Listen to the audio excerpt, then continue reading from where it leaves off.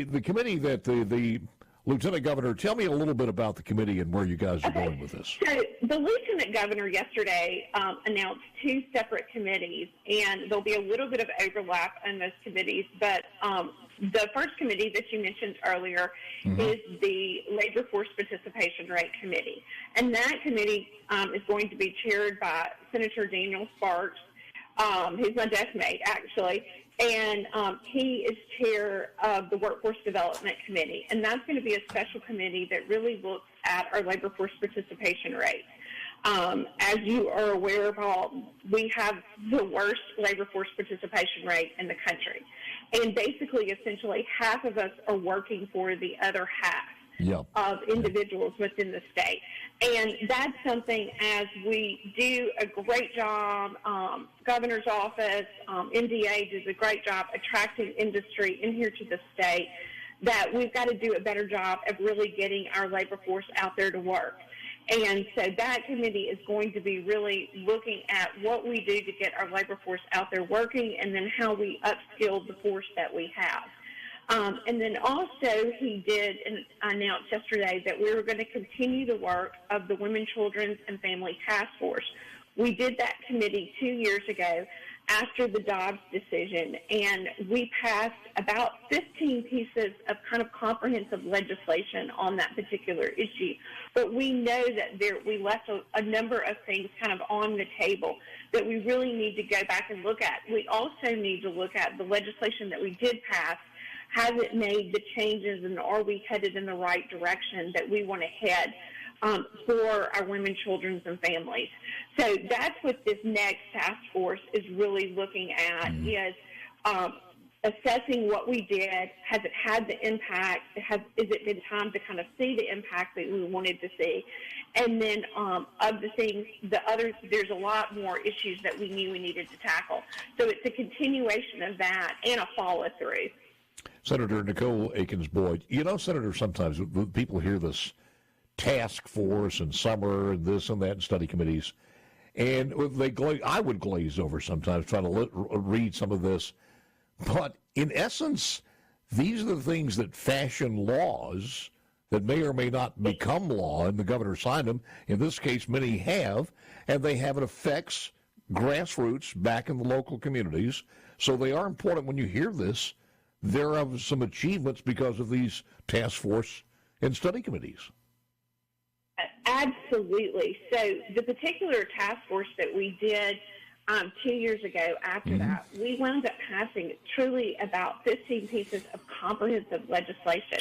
We passed legislation particularly in regards to foster care, adoption. We made vast changes in that 2 years ago.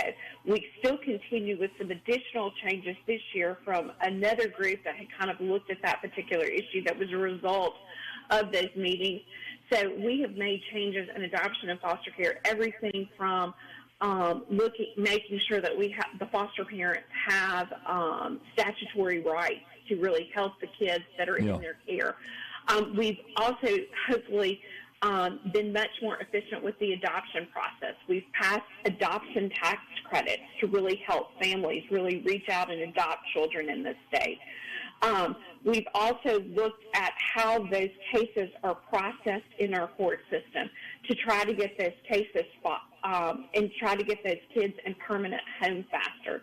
So we've done a lot of work on that. We also then looked at just the entire system of how a child, once they enter the youth court proceedings and in the foster care system, how they are represented in court, and then how CPS can most effectively help those kids once they get entered in court. So we've made tremendous changes over the last 2 years in this, but there's still some work to be done. And we want to make sure that we go back and get that work completed, particularly in regards to that. We also looked at women's health care, and we knew that we had, at the start of this, we had the worst maternal mortality rate in the country. And we've done a little bit better on that. We've done some work in that arena. We've extended postpartum care to a full year, hopefully helping mothers space out births. and really work at that. And then we've also done some presumptive eligibility that we just passed this past year. All of those things were recommended by our medical experts that were testifying as to how we drop those numbers of maternal mortality. We've done a better job in that, but we've also got to look at our infant mortality rates as well, and we've got some work to do on that. We're kind of we're one of the worst in the country in infant mortality rate. I do want to ask you more about that. I want to ask you more of that when we come back in a moment or two. We get a quick break here. Okay. One of the things I see, being someone who's born in the Delta, is, and that's where some of the numbers are absolutely positively the worst as far as infant mortality, low birth rates, et cetera, et cetera. You can have programs in that area, and you would think someone who becomes pregnant, a teenager, God forbid, or anyone else who becomes pregnant, especially for the first time, they're not aware of the services that are there. And you would think, how could they not be? But through the family or a church or whatever it happens to be, they're more disconnected now than ever before. And it's something I think we have to address along with everything else. But as far as that unemployment rate, we'll talk about that next. My guest was elected 2019, an attorney from Oxford. She is chair of the Senate Universities and Colleges Committee and vice chairwoman of Medicaid Committee. And I don't mean to throw this into you, but is there any statement as far as the controversy that's probably going to be building before 2025 session? Is DEI being funded and taught at universities and colleges? Well, thanks for bringing that up. So the DEI situation at our universities and colleges, the chairman in the House and I of universities and colleges have taken a deep dive into that. And so the phrase that we both like to say is we need to take a scalpel and not a sledgehammer. Some of these DEI programs, people are not aware what really a DEI program is, because we see in the news these colleges on the West Coast and some on the East Coast, programs that are sponsored by them that aren't really necessary about promoting our college students graduating. They're not really looking at the efficacy and helping them make sure that they matriculate through the system and get a good job. We want to make sure that programs of DEI also encompass our programs for those with disabilities. It also encompasses programs for our veterans, for our first-generation college students. And so we want to make sure that those programs, which are really good and help make sure that those individuals graduate and they're successful and able to go procure a job, we want to make sure those programs stay in place. And so that's what we like to say is, let's take a scalpel and not a sledgehammer. Let's make sure that these programs that are worthwhile stay in place. And so we've been directly working with the university presidents. We've spent a great deal of time looking at what the universities and colleges are doing. We're actively having conversations. We're working with the College Board to make sure that it's programs like I just mentioned that are the ones that continue to be successful. All right, but Senator, let me ask you this though, because I'm having difficulty trying to assimilate that, because when you're talking about DEI, you're talking about diversity, equity, and inclusion. And you're saying when it comes to someone who may have a physical disability, then if their scores are not up to somebody else, put them into the medical school program before someone else. No. That's not, what I'm talking about is, and I've taught adjunct on a college level. Yeah. So what we're talking about with diversity and equity students is you may have a student that, for instance, might have dyslexia severely. And so that student may not need to take a time test in the class. They may need to go to the Learning Center, and they may get just a little bit extra time on finishing that test because they have dyslexia. But we want those students to finish and go to and be able to procure that degree. That's what we're talking about when we really talk about those things. We may have a person that has a physical disability, And so you want to make sure that you give a few of those accommodations, but they're still doing the same classwork as anybody else. They're I understand that, but to make sure they know the same thing. Wouldn't somebody push back with you on that one, saying that there are other federal laws that encompass those proclivities without talking about diversity, equity, and inclusion? Yes, those programs are diversity. That's where actually diversity, equity, and inclusion, actually the origins of diversity, equity, and inclusion were for individuals with disabilities. Those were some of the first origins of those programs.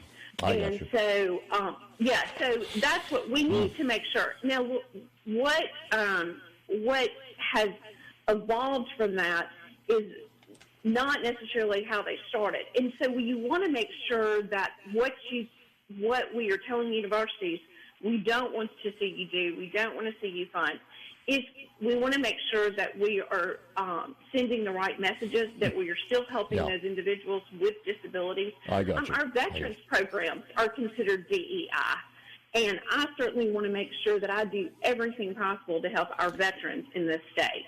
In other words, let me simplify it for you. It's much like groups have taken over DEI and changed the meaning, much like in the old days the word gay meant something different. I think that yes, and what you see too when you go through the reports of what the universities are spending, it's not what we're seeing on the television of what's being done on the West Coast or the East Coast. You're not seeing that at all when you go through all those expenditures. What you see for the most part is the programs that I'm talking about. They may do a health reach out on breast cancer or sickle cell. I got you. There may be something along those lines. That's for the most part what you're seeing. It's a good explanation. So that's when I say a scalpel and not a sledgehammer on this. And we are looking, to make sure that your tax dollars are being spent wisely at these universities, and they're being spent on programs that help these children, not children, some of them are adults, but that help these college students graduate and are productive and get good jobs. Love to talk to you again when the session is on for next year, because I know we're going to be talking about this. Back to the labor participation rate. It's 53.8% in our state. That means 46.20%. Over 46% of the employable citizens who could work are not working or not participating in the labor market. Some of the ideas out there on how you guys are going to be looking at this as far as the task force are what other than just face-to-face verification on any subsidies they might be getting? Yes. So I think, too, one of the things that in that committee that's going to be chaired by Chairman Sparks, they're going to be looking at what are the barriers. Why is it that this many people are not working? We know that we have a high rate of people on disability. Why is that? And the thing that, like my task force really that came out of the task force that we did 2 years ago, interestingly enough, we found out that testimony that was kind of presented to us is our single mother labor force participation rate is 20 points higher than the regular population. Wow. So our single mothers are out there working. Now, something that my committee will probably be looking at is what we know is a lot of these women are not in high-wage jobs. And so what is it we need to do to get them to higher-wage jobs? How do we upskill these women?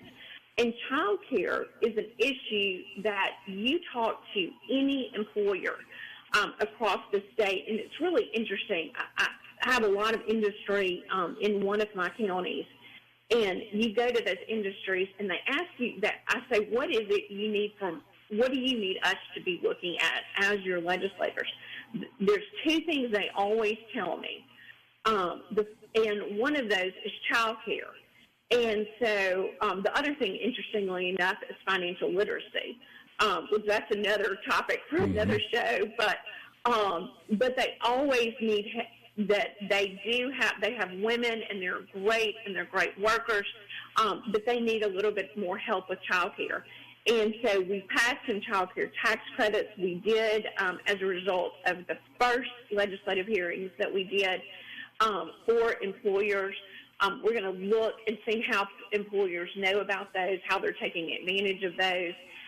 And we're going to see what additional things we can do to really try to help close that child care gap that we see in the state for these mothers. So we had employers that kind of came forth to us and said that they had many women that they would love to promote, but that child care was a substantial barrier to be able to do that.